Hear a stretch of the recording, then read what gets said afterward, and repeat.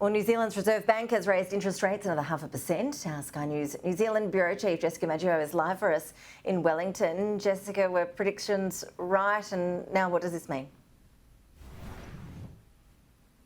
Well, Ash, as predicted, the Reserve Bank of New Zealand has delivered its 8th consecutive rise for the official cash rate. Now that's up 50 basis points from 3% to 3.5%.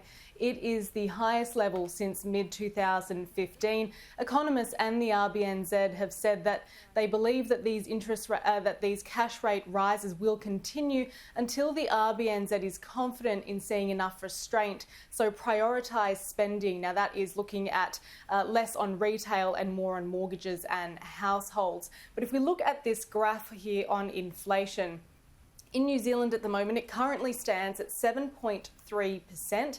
That's the highest since June 1990, which was at 7.6%. So certainly not the highest ever, but in the past 30 years, there's been a significant rise.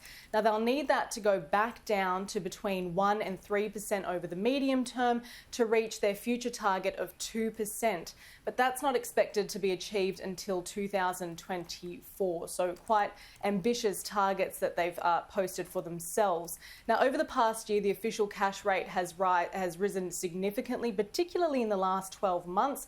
Again, looking at this graphic, there was an emergency COVID-19 level of 0.25% that was issued in March 2020, right when the pandemic was hitting. That was stagnant until October 2021, when it then started rising. There were 8 successive hikes, including today's, the past 5 of which have been 50 basis points. Now, that is the most aggressive tightening in monetary policy history. So when will it end? Well, economists predict that the RBNZ will halt aggressive rises in November, with its next one next month being an additional 50 basis points as predicted to 4%. Now, financial markets had previously predicted that 4% would have been the limit, but they've since increased that to 4.5% and 4.75% respectively. So not an ideal time in the market in New Zealand at the moment. The New Zealand dollar is very weak at the moment. It slumped 6.3% in the last month alone, reaching a 13-year low. But we're not expecting to see any relief until at least mid next year. Ash?